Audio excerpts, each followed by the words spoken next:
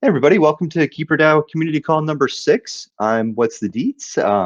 We're happy to be talking about KeeperDAO and some fun activities happening around in our community.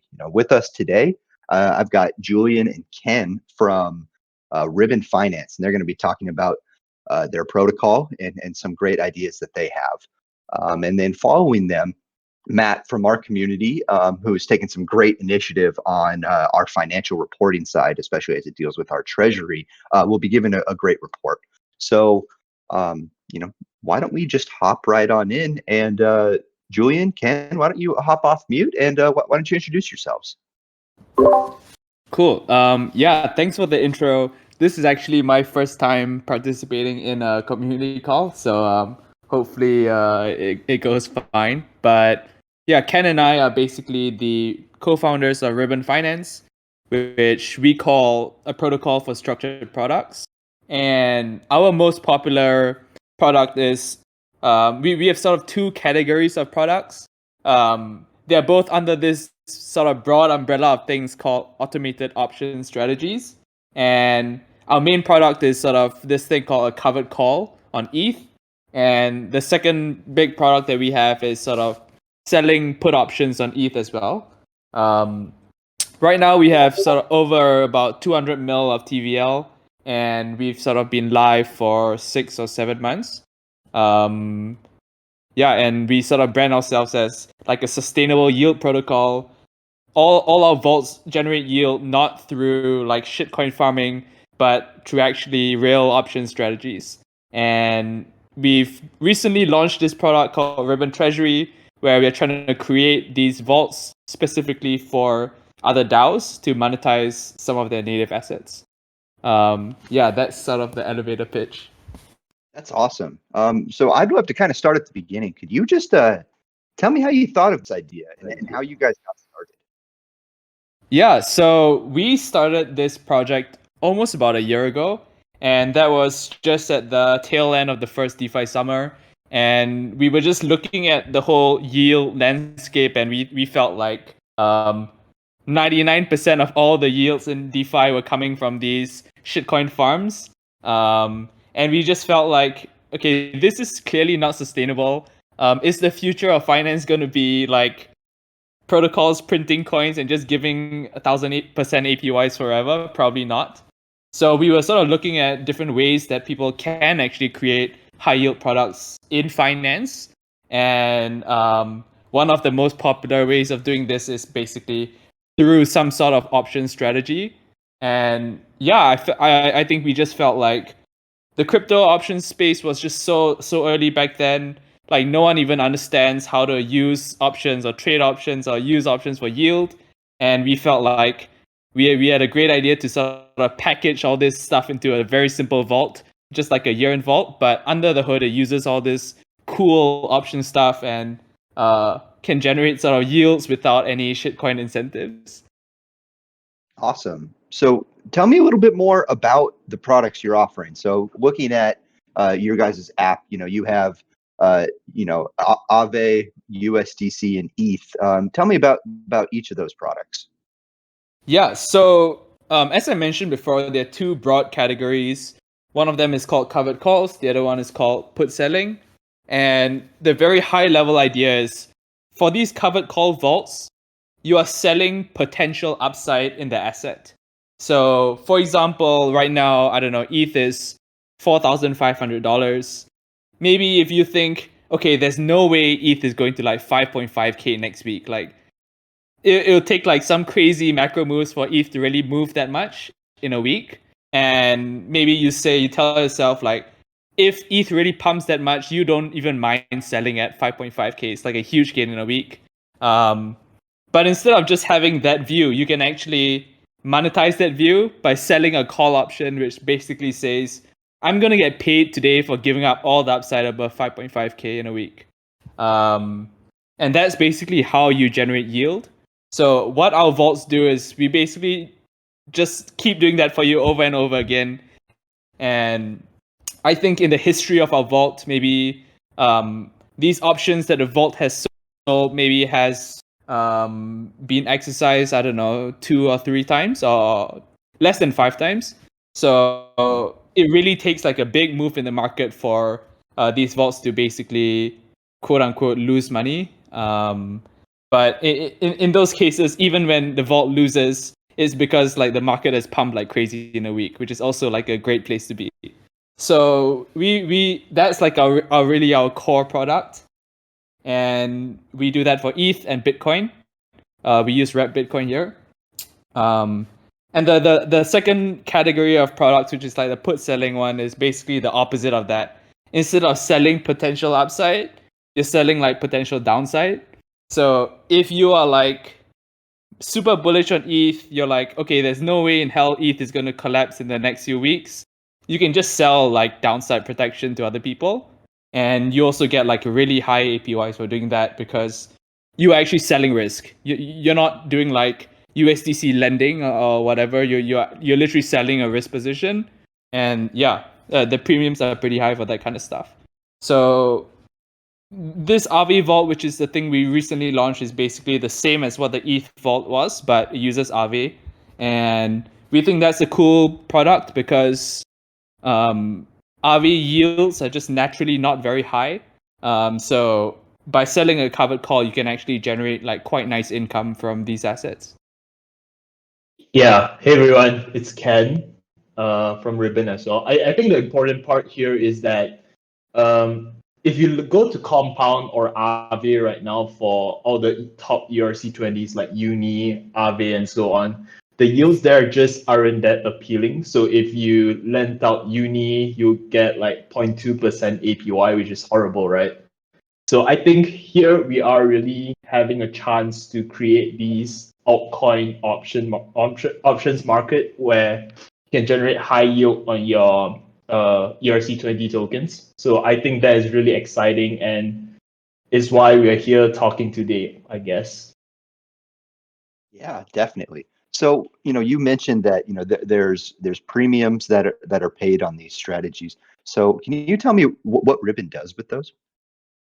Yeah, so for the vault to earn yield, it needs to sell these call options to like a counterparty. And what our protocol does is our smart contracts basically auction off all these call options to the public every week. And we work with a lot of these like top market makers in the space, Alameda, QCP, I can't even, Wintermute, a lot of these guys who are basically the biggest crypto options traders in the world. And they basically are the main people who buy up these call options and put options from the auction every week. And when they actually buy these call options, they're paying a premium, and that basically constitutes your yield. So what the Ribbon Vaults do is it does this process every single week over and over and over again, and it just it just keeps compounding all the premiums forever. And you as a user, you just deposit once and you withdraw when you're done. So that has like a super nice effect of like gas savings and all that, especially on ETH layer 1. There's like no way you can actually roll this position yourself unless you're, I don't know, multi-millionaire. The gas would just sort of eat your whole gains. So packaging all of this stuff into like a yearn style vault, I think, is like the perfect form factor for ETH, for like ETH layer 1. That's really cool, interesting. So just one last bit of clarification there. So the interest that's being earned is in the token supplied, or is it in the Ribbon token? It's in the token supplied. So right now, like all our vaults don't have any RBN token incentives. In the ETH vault, the premiums are getting paid in ETH, so you just see a balance like increase in ETH over time if the strategy goes well. And in the USDC vault, you just get more USDC over time. So yeah, that's currently how it works. But we are also thinking of basically creating like an extension where maybe you lock up your ETH and sell this covered call, but you earn your premiums in dollars. We are basically creating this flexibility for DAOs specifically who might not want more of their native asset. Maybe they want more dollars. So we are currently building that. Yeah, so that's a great transition to, what you brought up at the beginning of this, which is the Ribbon Treasury product that you're looking at releasing. So I'd love to dig into that a little bit more. So if you want to kind of give us some more details on what that would look like, and then if you have some ideas around it as well, we'd love to hear them. Yeah, so Ribbon Treasury is basically like a synthesis of what we have learned over the last, 8 months that our vaults have been in production. And we're basically creating, quote unquote, like an institutional version of these vaults. But by institutional, we mean sort of still very much crypto native, on chain. It's just that the target user are not random retail users, is sort of a private vault built for one counterparty, which is like a DAO treasury. And the main value proposition here that we think is a lot of these DAO treasuries, they are sitting on like, I don't know, hundreds of millions of dollars of their own native asset, or even more. I think in the case of like the Uni treasury, I don't know, it has like many billions of dollars in Uni, and it doesn't have anything else. It doesn't have a single dollar of ETH or USDC.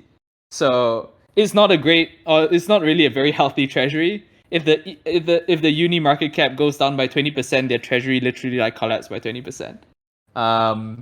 So we are basically, what we are doing is we are trying to create these private vaults where treasuries like the Uni treasury can basically create their own version of a Uni ribbon vault, and they can earn these premiums in dollars on ETH and basically build up their reserves of non-Uni assets. So that's really how it works. I think we are just sort of talking to a lot of different DAOs who might be open to this kind of stuff. And KeeperDAO is probably one of the more flexible and open communities to this kind of product. So I think we are very interested in sort of pitching this to you guys and seeing what the reception is like.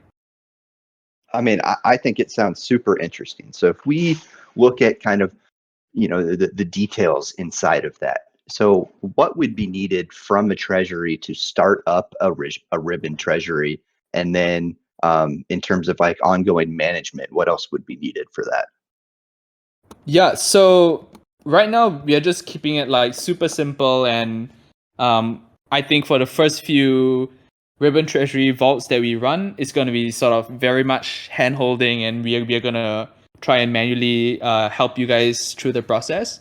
But in a bit more of a mature form, a DAO literally needs to sort of agree to this structure and deposit its assets into the vault and basically be done with it. There are a few parameters that we would sort of need to choose, and obviously we would be working with every single DAO to pick these parameters based on the DAO's risk preferences.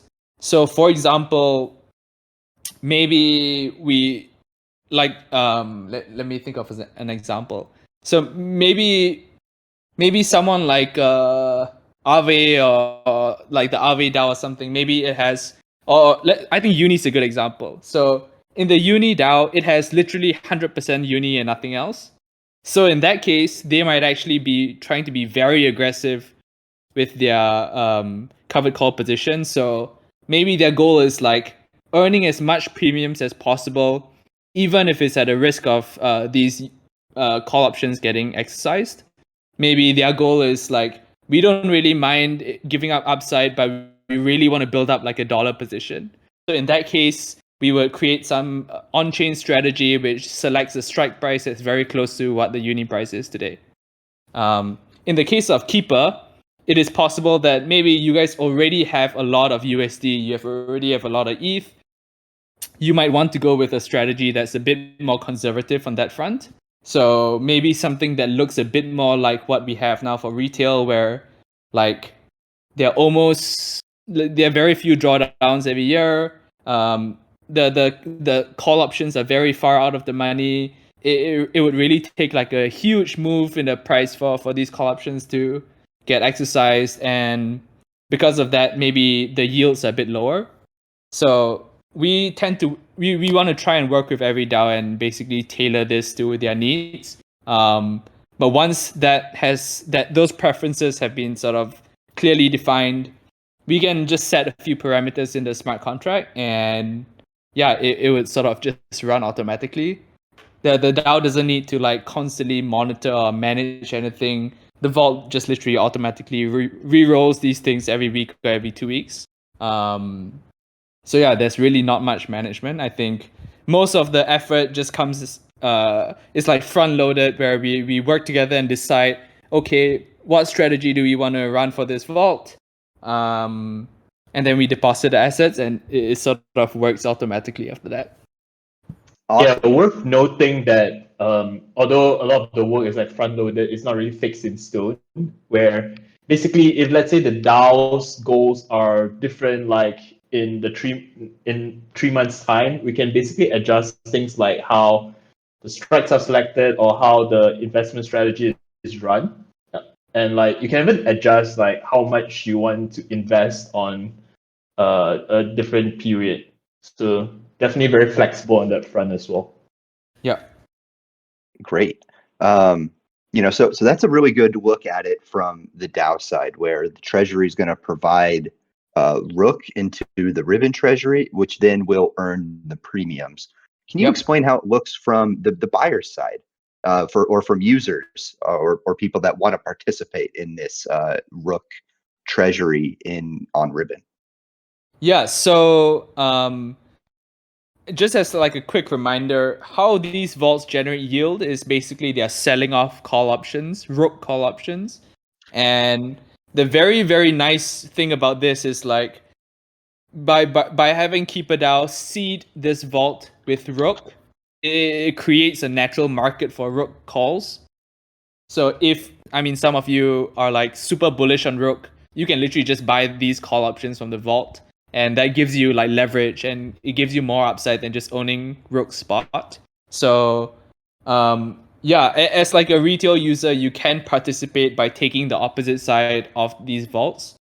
For now, we are still probably gonna go like the whole idea of this Ribbon Treasury was that there's only going to be one single depositor, which is the DAO Treasury. But we're also just playing with other ideas, like I don't know, maybe your community also wants to join the same strategy. Like maybe your community also wants to deposit their Rook into this vault. We are playing around with that idea, and I think we don't really need to make any crazy architectural changes to make that work. I think it's more of like a business decision on, okay, do we want to create this vault that's specific for the treasury, or do we want like everyone else to be able to deposit as well? That's sort of how it works. Yeah, very very interesting thing to kind of weigh the pros and cons of. I think that is a really good look into this, and so I kind of want to hop into just a couple community questions. I know first we had somebody ask, why did you go with the types of calls, and I think specifically American versus European. Yeah, so our call options are European, and right now for the retail version of what we have, it is like a weekly tenor. So basically our current retail version is like it just rolls your funds every week, and we basically designed it that way because like degens don't really have like attention span longer than a week. So I don't think people want to lock up their money for longer than that. But I think if we are working with like a sort of long-term party like a treasury, they may be willing to sort of lock up their assets into like 2-week contracts or 4-week contracts. And these longer-term contracts generally yield more. So I think that's sort of the difference between the retail version and the Ribbon Treasury version. But to your question, it is European. It's just like the duration could be changed for this specific product.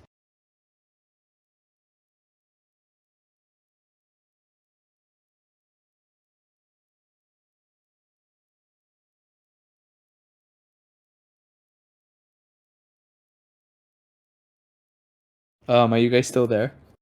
You know what? I apologize. My headset just died, and so I had to come off of my headset. I apologize there. No, no worries. I was like, thought I oh, just what happened? Did I just rug this call? No, we're all set here.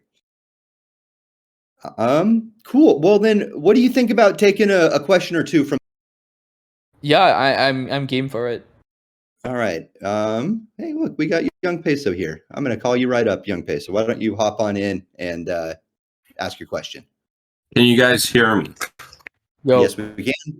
Fantastic. One of the questions I have, and maybe you could sort of elaborate on how Ribbon V2 works, is from my understanding, right? Ribbon V1 was sort of this sort of predetermined algorithm. I think it was 0.1 delta each week that rolls over. And then Ribbon V2 is more sort of hands-on, like the risk tolerance for each week is determined by the community or by sort of models developed by the community.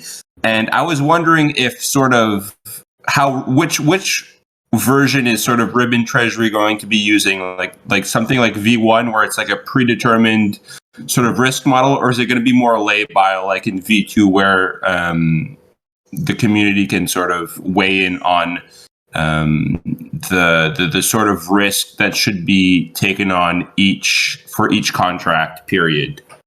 Yeah, that's a great question. I think I'll just sort of reset the context on what V1 and V2 is. There's actually a bit of difference between what you said and how it actually works. But for V1, you are right. There is like a predetermined strategy that these vaults run. The only main difference here is like in V1, we had this privileged role in these vaults called vault managers, which are basically humans, which are the team itself. And we are the ones basically looking at the strategy off chain and just deciding on the price on deciding the strike price on chain. So frankly, it was pretty centralized. Like we basically just built that as like the first MVP of the product. And yeah, it is basically like a human process off chain. In V2, it actually uses the exact same model, but instead of the humans deciding off chain, a smart contract on-chain decides this whole thing within its own logic. So as you mentioned before, we do like these 0.1 delta call options. But in V2, we still do the exact same thing, but the smart contract is the one that's doing the computation on-chain. The main difference here is that because this strategy is encoded in a smart contract, you actually can get governance to basically upgrade that smart contract to a different type of strategy. So the main difference here is like V1 was off-chain, V2 is all on-chain.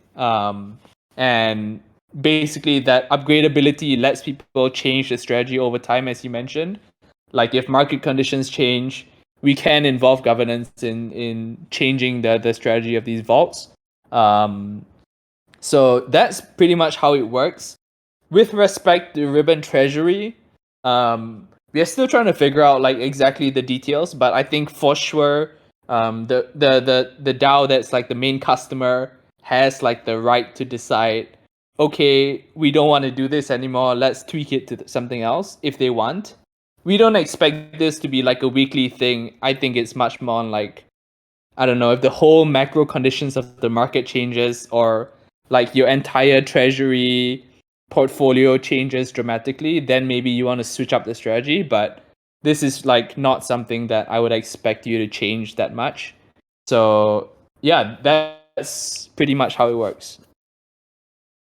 Okay, fantastic. And then I just want to touch back to my questions regarding European call options and American call options. And the real centerpiece of the question was like American call options can exercise their basically their right to the option whenever it sort of exceeds the target, and then European is only at the time of expiry, right? And how did that, like, why did you guys decide to opt for a European option style as opposed to an American call option style for the vault?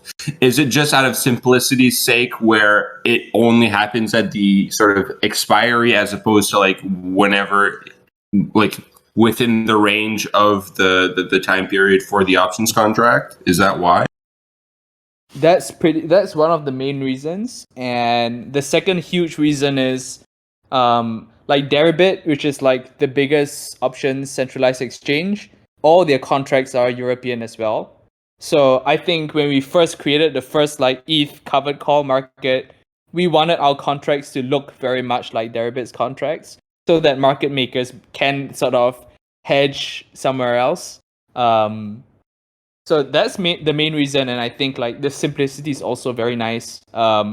People just need to think in terms of like, what is the price at expiry? You don't need to like follow the price up and down throughout the week. I think yeah, definitely we lean towards like keeping it European for that reason. Fantastic. Thank you so much, guys, for coming. I really, really appreciate all the insights you guys gave us. Cool. Thanks. Thanks, Peso. Hey, do we have anyone else that wants to ask the Ribbon guys a question before we say thank you and let them keep on with their day? Give it a few more seconds here.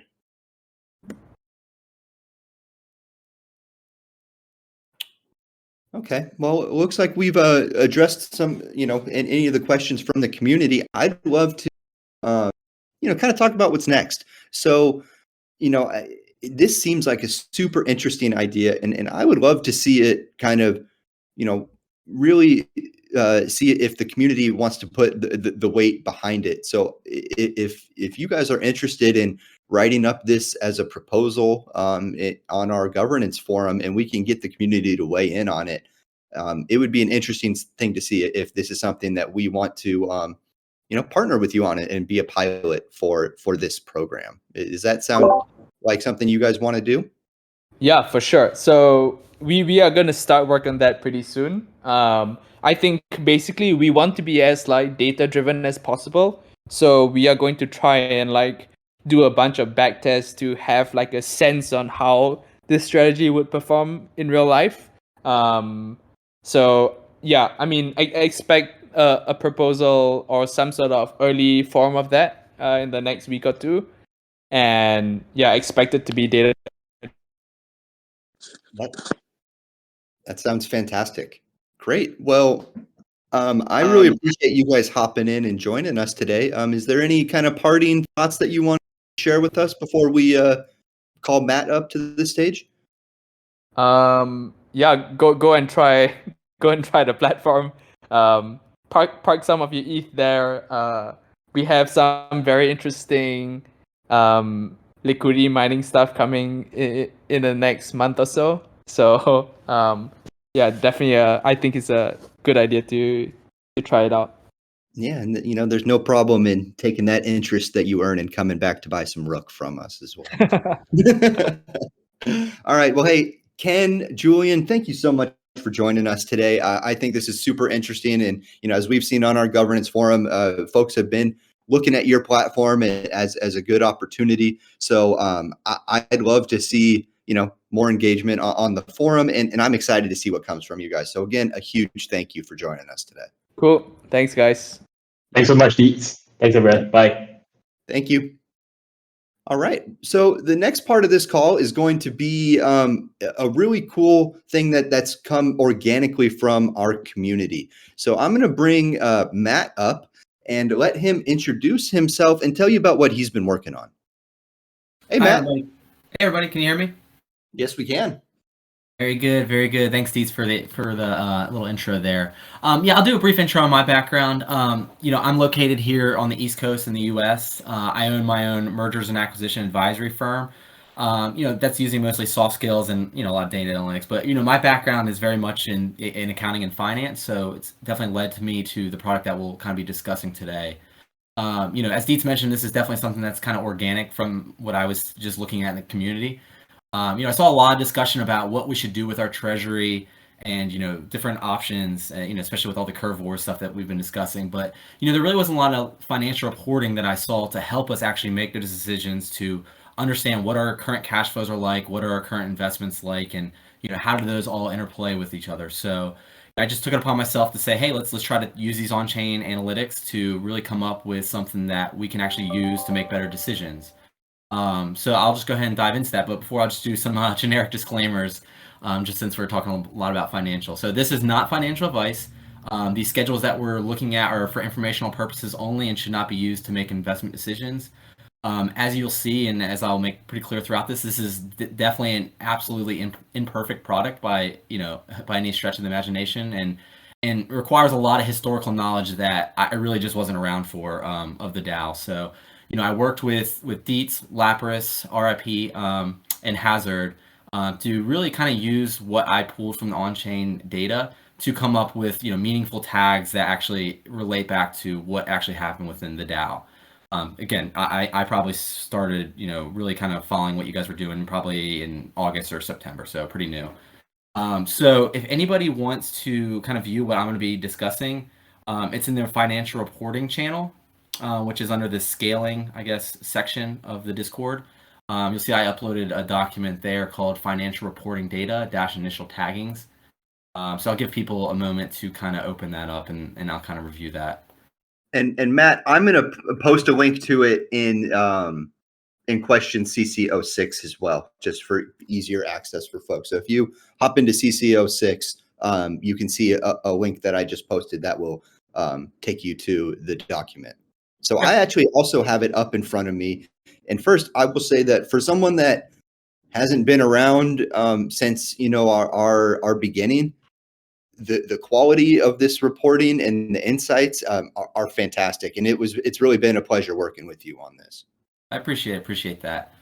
And another thing I'll preface this by saying is, I'll be going through this relatively quick, and I'll be more focusing on the mechanics of how to view these schedules. I'll probably hop into maybe the just some voice chat afterwards for people to kind of ask other questions if it's not clear, kind of upon this initial presentation. So hopefully everybody has that open now that wants to have it open. So I'll start out with just high level. So this is really just 4 tabs. These are kind of just the foundational detail and information that I'm going to use to develop a lot of other subschedules and other financial reporting analytics analysis. I didn't want to reveal all that too early to kind of distract from what we needed to build, at least for now. But just know there's a lot more coming than what you see here. So with that being said, the detail tab is really kind of the foundation for everything that we'll be doing. This is pulled directly from on-chain data, and you can see my kind of taggings are in red, so those are actually my edits, and I guess red and blue.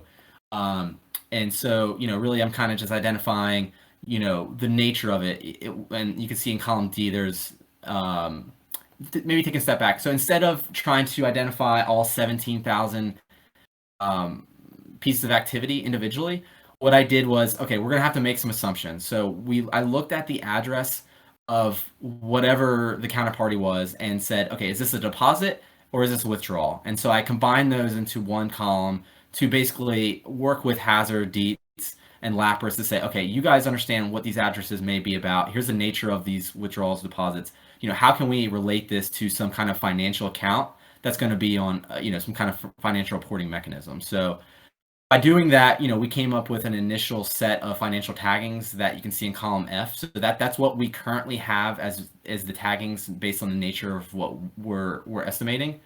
You can see, here's the financial statement impact, and this is kind of nuanced to some degree because, it's going to have, if anybody's familiar with accounting, it's going to have both sides. It's going to have a balance sheet and a profit and loss impact.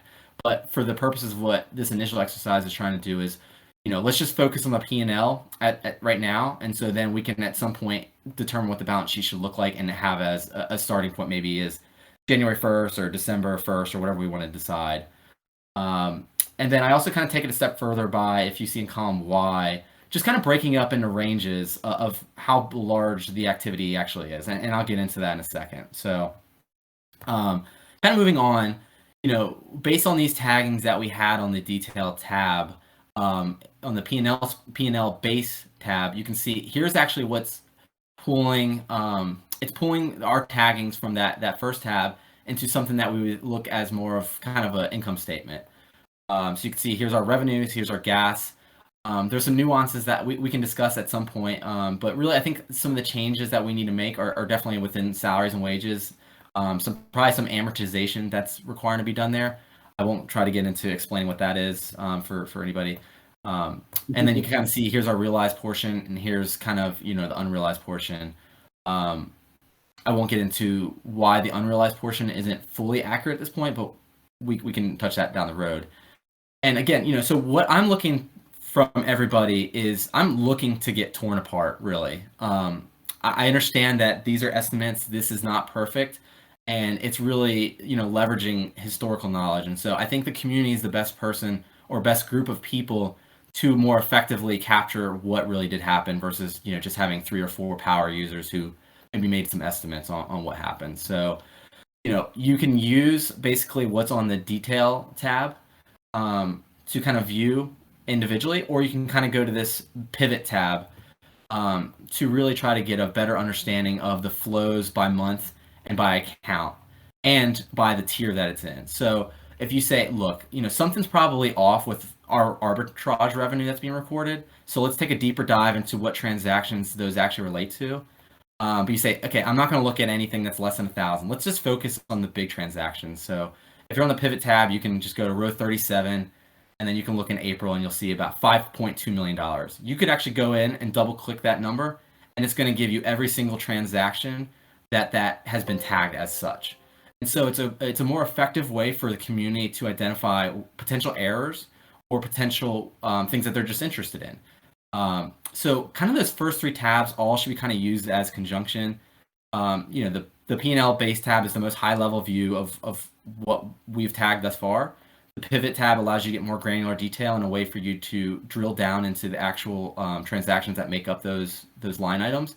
And then the detail tab is where if you identify something that you believe is wrong, you can come in columns G and H and actually say, okay, I think this is not a asset deposit, this is X. And then you can say, here's why I think this, here's some commentary behind it. And we as a community can collaborate and come to a more effective consensus on what the financials really are. And then the last tab is just something that Hazard put together just to allow people to more effectively capture, here's the different addresses that are really kind of related to what we do. So I'm trying to think if there's anything else I want to hit on that. But really, my ask from this, and again, I'm happy to take questions. This is more focused on the mechanics of it. But my ask is to, just highlight the rows that you see on the detail that you think might be wrong or you just question, maybe in yellow. Maybe enter and notate what those changes are in columns G and H, and then upload your edits to the financial reporting channel that we have in Discord so that we can all kind of collaborate on that, and we can just continue the conversation from there. Yeah, Matt, can I pause you right there? Yeah, absolutely. So the reason that we're doing it this way, and it goes back to when we first started talking about identifying transactions and things. When you showed me this at the beginning, I had asked you like, hey, is there a way to make this a bit more of a live document? And you actually explained something very interesting to me about how this document was created. Can you go into a little bit more about what kind of special things that you have brought to this that you wouldn't typically see in a regular Excel sheet? Yeah, so I think I mentioned in the beginning that I have my own firm that focuses more on mergers and acquisition, and we do a lot of data analysis on a lot of different clients, and especially on the financial due diligence front. So I developed some tools to allow me to more effectively combine, capture, edit, manipulate the data for me to kind of produce the end product that you see here. And so one thing I mentioned when I was on a call with Dietz, and maybe Hazard I think was on as well, but I think we have the opportunity here to take what we're learning as a DAO, and especially around financial reporting, and use this as an opportunity to create new products. Because all these DAOs I've seen out there all have horrible treasury reporting, diversification, financial reporting, and they don't know how to capture it. And so we can be on the forefront of that and actually create a product by doing this, and creating an automated process to capture this data, tag it, and communicate that to the DAO. And so, one thing I would like to just consider as we go through about this process is I always take an Amazon approach to how I view things. Is they saw how much they were spending on their web traffic and their servers, and they said there's got to be a better way. And so they created AWS, and now that's going to be probably their biggest business 50 years from now or whatever, if they're still around. And so I always just take this approach and say, if we're struggling to do something, somebody else is probably doing it. So let's learn what we're doing to create a product that we can package up and sell to somebody else. So that's just something that Dietz and I had kind of talked about as well. Probably secondary to, I guess, this exercise, but something to consider as we go through it.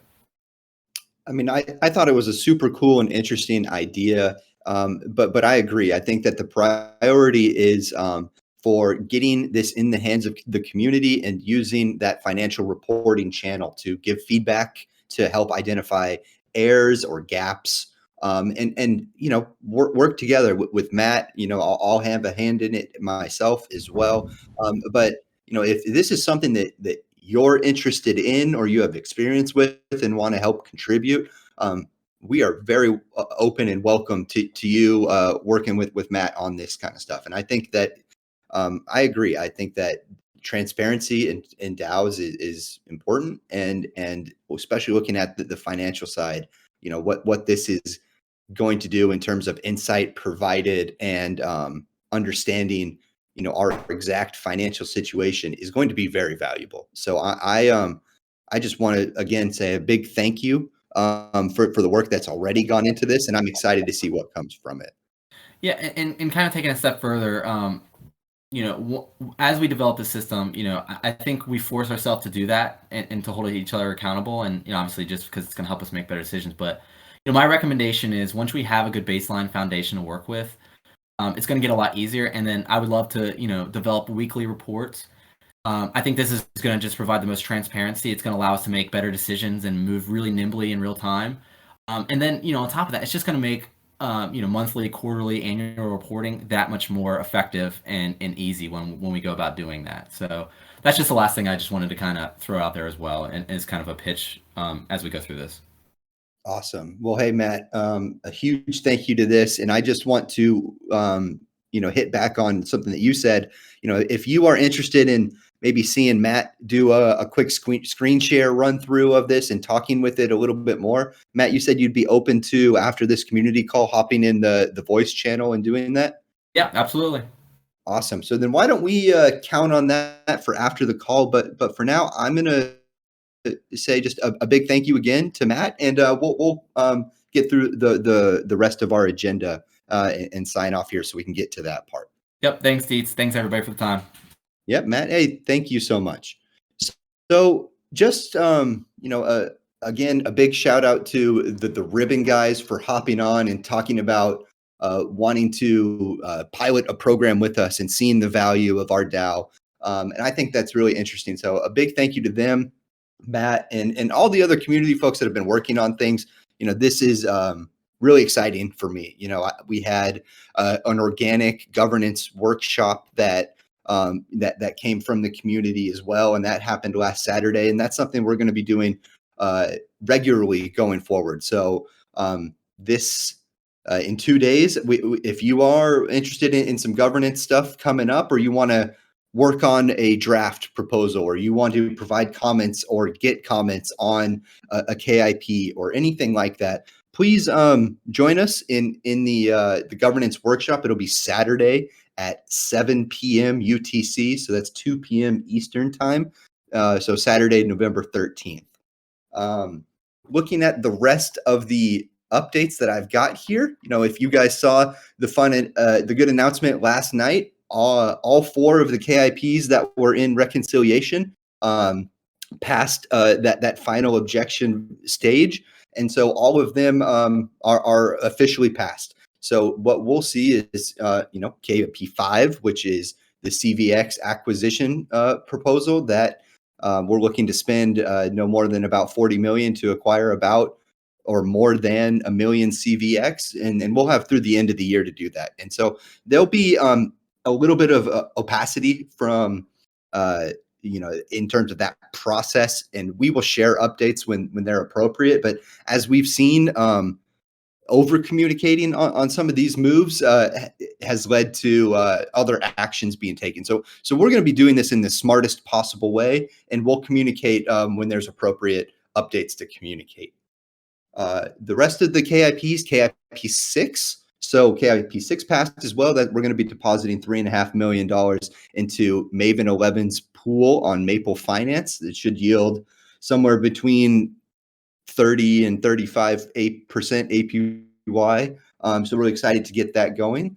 KIP 7, the Olympus Pro bonds also passed. And so we are actually in direct contact and working hand in hand with the Ohm folks. And we will be on the first bond cohort that's announced on Monday. So very exciting. We're working hand in hand with them, and we'll be getting that going. And then the last KIP that passed, KIP 8, was lowering the default voting period to 3 days. While that 3 days will kind of be the default for maybe some proposals that are much more important or had maybe some little bit of objections or something that were worked through in the community consensus process, it can be up to the SoFunds to extend that vote period to the full 7 days if necessary. But right now, this allows us to be a little bit more agile on, say, procedural changes like what just went live today. So what just went live later last night was KIP 9, which is Act 5 emissions. So Act 5 emissions vote is live on Snapshot now. It's going until 7 p.m. tomorrow or Saturday. I'm sorry, I misspoke there. And we will be using that to restructure emissions, and it's going to be a part of the hiding game in terms of emissions. So really excited to see that, because I think it'll have a good effect on volume and revenue generated as well. So I think that's an exciting change coming up as well. And so that's all I've got for the community call today. Looking at following up, would love to see you all hop in if you want to learn more about the financial reporting with Matt over in the voice channel after we end right here. Don't forget to join the governance workshop on Saturday, and stay tuned for proposals and more information from the Ribbon folks as well. But with that, I'm going to be signing off. Oh, wait, I do have a very special announcement. There is a POAP. If you want the POAP, send me a DM and I will do that. But you will need to DM me one of the two people's names from Ribbon that presented to get the POAP. That way, made sure that you were paying attention and everything. So if you want the POAP, DM me one of the people from Ribbon that presented today, and I will send you a link to claim that POAP. And with that, we're going to conclude KeeperDAO Community Call number 6. I'm What's the Deets, and thank you everybody for joining.